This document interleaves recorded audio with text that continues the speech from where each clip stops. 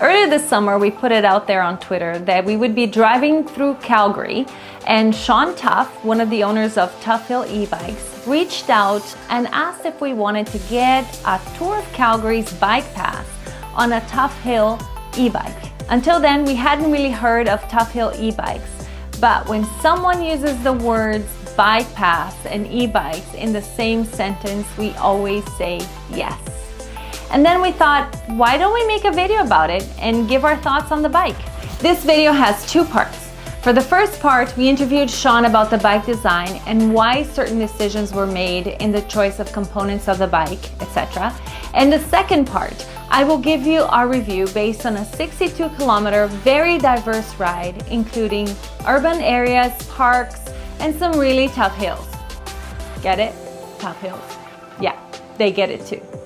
Note that we will have a coupon code for you at the end of this video as well, so make sure you like and subscribe and watch till the end. On their website, they say that their goal was to build a comfortable bike that you love to ride in your favorite outfit, just like when you were a kid. So let's see how that goes. Let's get to it. Here's Sean. So we're here today with Sean Tuff from TuffHill e-bikes in Calgary, but you sell everywhere. So we say you're based in Calgary, but it doesn't matter. You will ship anywhere in Canada, or? Yeah, for sure, in Canada. We're not in the States yet. Not yet? Not yet. Okay. We wanted to get our product really figured out and dialed in, so we're focusing more locally so that I can work on it, do more stuff that way. But yeah, Canada, awesome. For sure. So what made you get into e-bikes right now? We know that e-bikes are really taking off, but what made you, tell us a little bit about your story. Yeah, I've got 3 young kids. I've got a beautiful wife that I love spending time with. Having kids does not allow you to get a bunch of quality time that you really want and desire. So we started riding bikes together, and specifically e-bikes, because it allowed us to pull the kids and kind of go wherever we wanted at the same pace. Because she's not as strong a rider as me, I'm a stronger rider than her, so constantly she was behind me and we weren't able to connect. So we got e-bikes so we could spend more time connecting, talking, riding. And then on our e-bikes, we discovered how much we loved exploring our city on our e-bikes. It opened up the whole city to us on a bike. We could go to groceries, we could go to meetings, we could go to work. And so it just revolutionized the way we moved through our city. And we thought, what if we built a bike that was perfect and specific to Canada? Because most bikes are designed for California, for nice weather in the States, but they're not exactly built for the variety of hills and climate that we have in Canada. Does that make sense? Yes, it does. So one of the things that you have here in Calgary is hills, right? Yeah. And so you wanted to be able to conquer these hills without putting too much effort into it. For sure. While at the same time still dragging the kids behind. Yeah. Right? Yeah, I like math, so I did the calculation in my head of how much I liked the bike ride versus how much I hated the bike ride.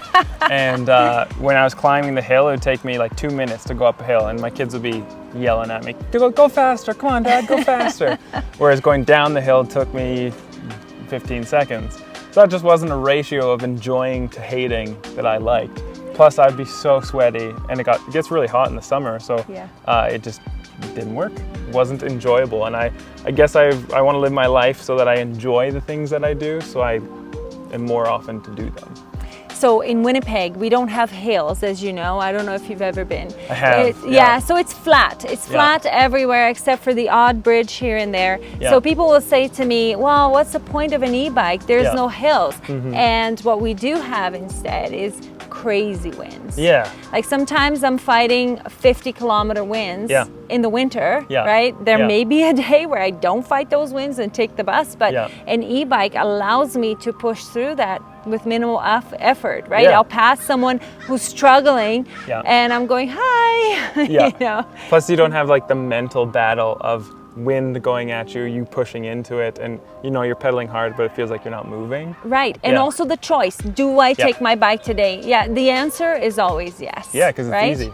So have you ridden these in the winter then? Oh yeah, right through the winter. I rode my I took my daughter to school on them every day. Even like minus 35, we were out riding. Minus 35 Celsius? Yes, yeah, exactly. And it was like we put studded tires on it to make sure we have better grip, but with like a belt, the internal gear hub, we designed it to be able to handle the cold, all the spray, the snow, the freezing, all that kind of stuff. Awesome. Yeah. So let's talk a little bit about what you designed. Yep. You talk about the belt drive. What made you choose the belt drive? I've seen belt drives and I've always wondered, they look awesome because it looks like a low maintenance choice, right? But how do they handle in the winter? And tell me a little bit more about why you chose the belt. Yeah, so a lot of my thinking about everything in life comes down to, will I choose this thing? Or if it's a choice I want to be making, like riding an e-bike is cheaper, it's better for my health mentally and physically, it's better for the environment, it's financially way better for me. And so I wanted to make it as easy as possible to choose it over driving, because convenience is just the easiest thing to do in my habits. So a belt is just like really, really convenient. You don't have to clean it, you don't have to oil it, you don't have to grease it, you don't have to, even if you are good at doing bike maintenance, like we often laugh because bike mechanics often have like the worst maintained bikes out there because they're so busy fixing other people's bikes, they don't want to fix their own. So for me, it just was a no-brainer because you don't have to grease it, you don't have to oil it. They last 20 to 30,000 kilometers. Whereas a regular chain, you're replacing after 2, 3, if you really stretch it, maybe 5. Mm-hmm. That's just time and work and money that I don't really want to have to do. Mm-hmm. The other thing is they handle the winter so well because they can never rust. So a lot of people, they ride their bike and then maybe there's like 3 weeks of really cold weather. By the time they go to get back on their bike, their chain is rusted and they have to replace it. Mm-hmm. So it handles like the water, the grit, the grime. We put a lot of stuff on our streets that just aren't great, and it's really quiet. Plus, I like wearing nice clothes. I mean, these are okay, they're not great, but I like... I was gonna say something. Yeah, I like wearing clothes that I feel comfortable in, and so I don't want those clothes to get wrecked. And the amount of like nice jeans I had to throw away because I got grease on them and I couldn't get it out. My wife was so mad. So a belt is just like practical in every sense, saves you money long term, and you don't have to think about it. That's great. Yeah. We often talk about how e-bikes allow you to dress for the destination more because you don't have to sweat, right? You can wear your nice outfit. And in the winter you dress a little bit more because you're not going to be working as hard, but it also means you don't arrive sweaty, right? Exactly. Like you dress as if you're going for a walk, right? And I mean, it's the Dutch, when we designed our bike, we copied what the Dutch do because they built the best bikes in the world. Right. And their whole design process is around practicality. Right. And so we wanted to make it as practical as possible. So the next thing that we noticed right away is that it's a mid-drive motor, right? So in one of my videos I talked about how if you can afford to get a mid-drive, that's what you should get. Can you explain why you chose a mid-drive? I know that it is your preference, but why? And also before you go there, one of the things that we noticed is that it's a 250 watt mid-drive motor, right? And a lot of people think they need like all the power. They need the highest, wattage that you can get. Can you explain the difference? Yes. So the biggest difference with, say, a mid-drive motor and a hub motor is I really like the build quality that mid-drive motors come with. I think they're built to a higher spec and standard. So reliability, that makes sense to me. And most bike shops are willing and can work or have somebody who can kind of do the fixing of a mid-drive motor. Hub motors, the fixing process is a little more nuanced. If you're do-it-yourself, you can do that really well. But for people who don't build their own bikes, that's not something they probably want to work on. That's one aspect. The 250 watt aspect of it is always a funny one because like 250 watts doesn't always mean anything, if that like it's a nominal rating. So it says that this is rated at 250 watts, but this motor peaks at like 750 watts. So while its nominal rating is 250, it actually can push up into the 750. I think it's like 680 watt range. And when it's in the middle of the bike, your weights in the middle of the bike. You get the efficiency of the drivetrain. So we have pretty big hills in Calgary. Yeah, you have less big hills in Winnipeg, but with our big hills, you need to have, well, it's just much more efficient to use the gearing that's in your bike as well as the motor, and the motor lets you do that. The other part is I really like an e-bike that feels like a bike. Right. And with a torque sensor in the mid-drives, the torque sensor makes it really feel like a regular bike. And so when it feels like a regular bike, I enjoy that personally. There's some other more technical things that I don't want to bore you with, but right. The other part is with a mid-drive motor, and it allows you to have like more unique gear systems in the back rather than just a derailleur that has to sit on the side. Right. If you put a hub motor in the back, you can't have an internal gear hub. Oh, okay. And especially for winter riding, if you want to have a belt with a bike or a hub, you could only have one gear if you want to have the belt. So even just having a belt, if you still want to have gears, you have to have an internal gear hub on the back. So it's like a combination of the things. Plus, I mean, I just love, yeah, the feeling, the power, and the efficiency of the mid-drive motor. So I've never tested a mid-drive. Oh, so I'm really excited to see what it's going to feel like, because I feel like my bikes that I've tried right now, as soon as you hit, it kind of stops feeling like a bike. It kind of, you know, and you really are relaxed. So I'm really looking forward to trying that. One of the things that I really like about your bike is you know, I've been to Amsterdam. I love riding there, and I love the feel of the bikes, because even a sporty bike there, you're still upright, you know, and there isn't this conception of, oh, that's a woman's bike or that's a man's bike, right? The step through, the higher handlebars. Talk a little bit about the design. And you were saying sort of off camera that you didn't want to buy a bike that you just slapped your label on it. You really wanted to think about the design. So maybe can you tell us about what it is about this design that was really important to you? Sure.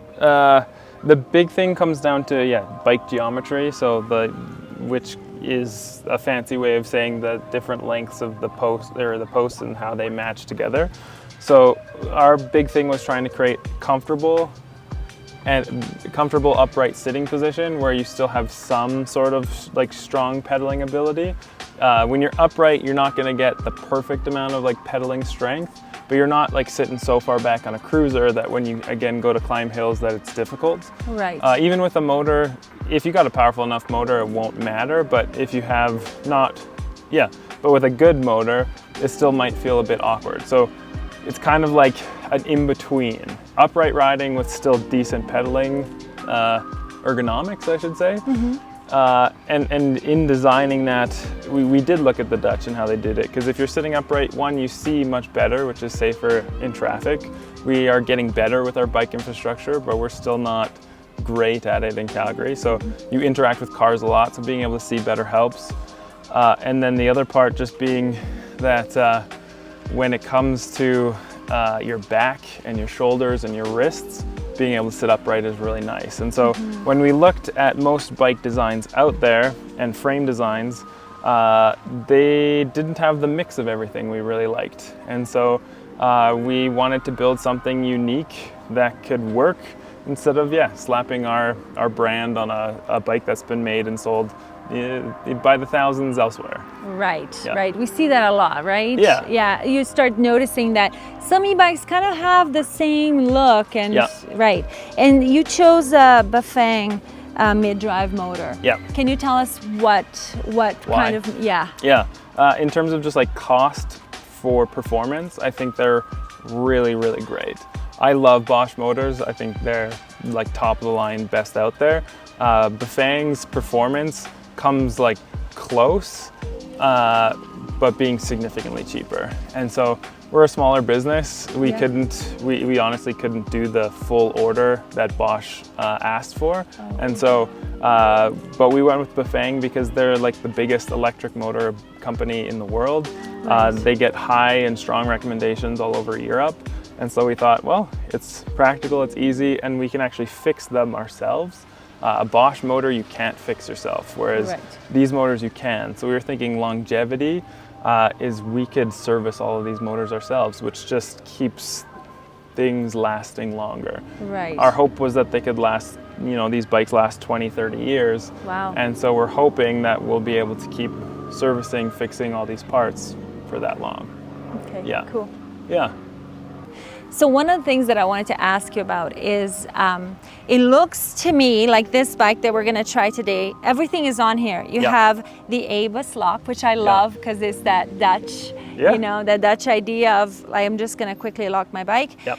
You have the racks, the fenders, the basket. Yes. Does this all come with the bike? Yeah, and I mean, the way the Dutch see a bike is you get that bike and it needs to be ready to be used for everyday things. So the other thing that we found really frustrating when we bought our first e-bikes before we started our company was we had to go out and buy a bunch of accessories and you had to find which ones fit and which ones matched. That was so bloody annoying. So this takes the thought process out of all of it, speeds it up, gives you everything you need. One of the things it even has is like a high beam. So in the winter in Canada, it gets dark early. Yeah. And so when you're riding on paths that aren't necessarily well lit. Yeah, we have a lot of those. Yeah, so it's got a high beam function, so you're not riding blinding people all the time, but when you have a chance, you can press it, high beam lights up, and there you go. That's awesome. Even little things like brake lights, super helpful for people who are following you, whether they're in a car or on a bike, they see you're braking and it lights up. Tell us what they're going for right now in Canadian dollars. In Canadian dollars right now, they're $5,400. Okay, great. We tried to design a bike that's comparative to like the $6,500 Gazelle. And we're right at that 54, so we're pretty happy with that. That's awesome. I think it's time for us to get on these and check out some of the trails in Calgary with you. Yeah, sounds good. That'd be awesome, yeah. Yeah, this will be fun. Awesome, let's do it. Thank you again, Sean, for spending a whole Sunday with us. It was a hot, hot day and so much fun. Please note that I'm not gonna get all nerdy on the specs here. I just want to tell you how it felt to ride this bike as someone who uses a bike for 95% of all my trips. Number one, it's comfortable, upright, and feels more old school rather than a forward-leaning mountain bike ride or a speed bike ride. And I guess because of that, I didn't really miss the suspension fork in the front because I'm not leaning in the front as much and my weight is a little more evenly distributed. I did feel though that my seat could have used some shock absorption, but that could just be a matter of adjusting the seat height to fit me a little better or a more cushioned seat. They do offer a suspension seat post as an add-on as well. Number two, smooth power. The mid-drive motor makes it feel more like a regular bike with a smoother transition between pedals as opposed to the somewhat jerky motion that my rear hub motor e-bikes have. The way I can describe it is that you don't really notice that it's an e-bike, except all of a sudden you realize you're not really tired and you can climb steep hills with minimal effort. Feels like a regular bike, but with superpowers. The other thing that's really smooth is the gearing system. There are no numbers on the gears and there's really no clack clack, change gears, pedal a little, then change again. You can just swoosh move from the highest gear to the lowest gear without moving, literally just standing there. That took a little bit to get used to, but it was very freeing. Say you're at a light and you forgot to gear down before you stopped, no problem. You just change from highest to lowest and you're good to go. Surprise hill? Same thing. At first it's weird and then pretty soon you're wondering how you ever did without it. Number three, power. This kind of ties in with the gear system and the power assist combination, but it's worth mentioning that we got to experience some real hills in Calgary. So we had to get a crash course on how to combine the gears and power assist for maximum efficiency and minimal effort. Without going into too much detail, you basically have to gear down and power right up. And then those hills are nothing and the wind isn't an issue. And some of the steeper hills are actually about a 30% grade at some points, which is quite steep for an urban setting. The motor itself was super efficient, and though it's a 250 watt motor, I could see it hitting 700 to 750 on the odometer at times. And the fact that it starts at 250, it means that it doesn't drain the battery as much. And after 62 kilometers of using a variety of medium to high assist, mostly on hills, I still had over 30% left. I'm curious to see how I would do in our winters, and I might just have to take it for a long spin in a Winnipeg winter, you know? Add to cart. Number 4, quiet. Noise level is something I had talked about in my previous videos, and this bike is quiet. It's a combination of the mid-drive motor, the hybrid tires, which did really well on gravel actually, and the carbon belt drive. The carbon belt instead of a chain is very common in Europe, but we're just beginning to see that here in North America. The advantages of the belt drive are really key.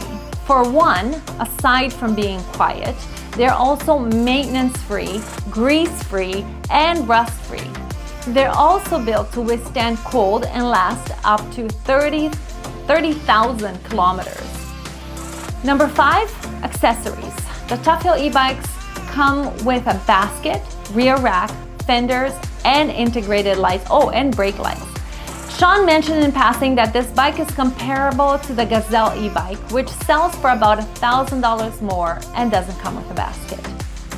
Some specs for you nerds out there is that this bike has 80 Newton meters of torque and hydraulic disc brakes, which is kind of the best brakes for this kind of power.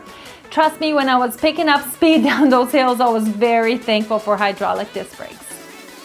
So in conclusion, who is this bike for? I personally think that it's for people who A, love a simple and comfortable ride with minimal effort and long-lasting battery life. B, don't want to fuss with chains falling off or needing replacement. And C, have already decided that they want an e-bike and don't want to be buying a bike every couple years. Rather, make an investment in a quality bike for the next 5 to 10 years. Someone who understands quality and its value. Like most people, I got into e-bikes in the $2,000 price point because I wasn't sure if I was really ready to use a bike year-round instead of a car. But now that we did go down to one car and make most of our trips by bike, even in winter, we adopted a lifestyle that can justify that kind of investment. To me, this isn't just a bike, it's a car replacement. If you're interested in purchasing a TuffHill e-bike, just go to TuffHillEbikes.com and use the coupon code FriendOfPatty for a $200 discount before September 15, 2023. Let me know in the comments if you have any questions, and if you're in Winnipeg and you want to try one of these bikes, hit me up and I'll take you for a ride. You heard me.